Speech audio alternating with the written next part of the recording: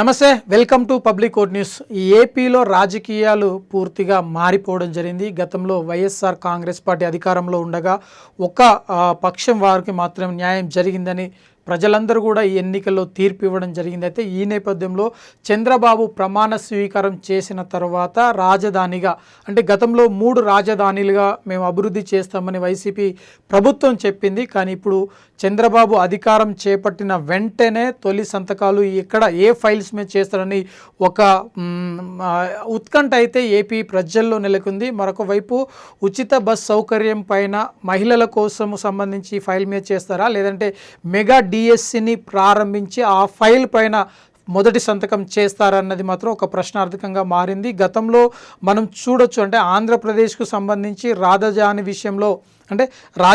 విషయంలో ఒక ప్రత్యేకంగా చంద్రబాబుకు ఒక విజన్తో ముందుకెళ్లడం జరిగింది. ఇప్పుడు అమరావతి రాజధానిగా ఏర్పాటు చేసి 5 ఏళ్లలో పూర్తి స్థాయిలో కంప్లీట్ చేస్తారు అన్న నమ్మకం ఏపీ ప్రజల్లో కలిగింది. మరొక వైపు ఇవన్నీ పక్కన పెడితే సంతకం అంటే మొదటి సంతకం అధికారం చేపట్టిన వెంటనే మొదటి సంతకం ఏ ఫైల్ మీద చేస్తారు, ఎలా ఉండబోతుంది?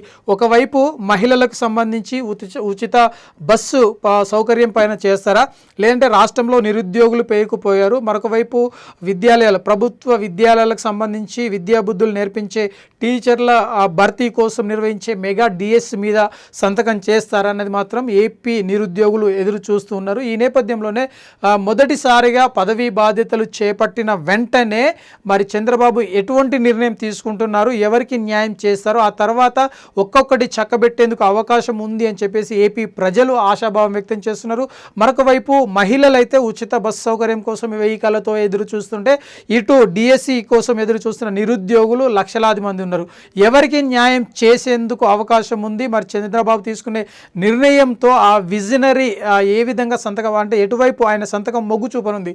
ఇటు మహిళల కోసం మొగ్గు చూపనుందా, లేదంటే నిరుద్యోగుల భవిష్యత్తు పైన మొగ్గు చూపేందుకు అవకాశం ఉందా అని మాత్రం తేలాల్సి ఉంది. మరొక వైపు చంద్రబాబు అధికారం చేపట్టిన తర్వాత ఇప్పటికే ఒక స్పష్టమైన ఆదేశాలు అయితే జారీ కావడం జరిగింది. అమరావతిని పూర్తి స్థాయిలో ఏపీ రాజధానిగా పూర్తి స్థాయిలో నిర్మాణం చేస్తాను, ఇక్కడ ఉండే కార్యకలాపాలు నిర్వహిస్తాను, ఇక్కడ నుండే రాజ్యాంగ పాలన సాగుతుంది అని చెప్పి ఇప్పటికే చంద్రబాబు స్పష్టం చేయడం జరిగింది. మరొక వైపు ఈ చంద్రబాబు ఏకగ్రీవం అయిన వెంటనే ఏపీలో రియల్ ఎస్టేట్ కూడా భూమి విపరీతంగా పెరిగేందుకైతే అవకాశం ఉంది. వ్యాపారులు కూడా చాలా మట్టుకు ఇక్కడ పెట్టుబడులు పెట్టేందుకు, లేదంటే భూములు కొనుగోలు చేసేందుకు, అమ్మకాలు చేసేందుకు కూడా అవకాశం కనిపిస్తుంది.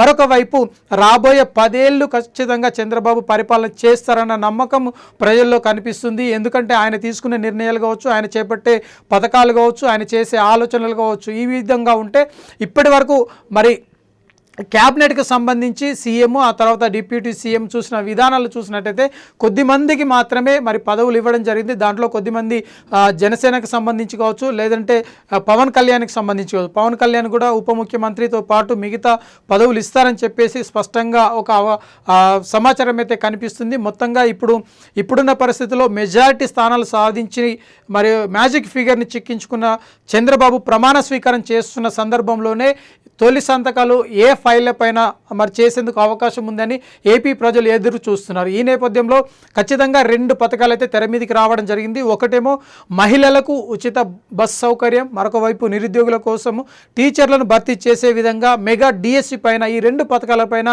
సంతకాలు చేసే అవకాశం ఉంది. ఆ తర్వాత రాజధాని నిర్మాణాన్ని శరవేగంగా పూర్తి చేసి ఇక్కడి నుంచి పరిపాలన చేసేందుకు అవకాశం కనిపిస్తుంది.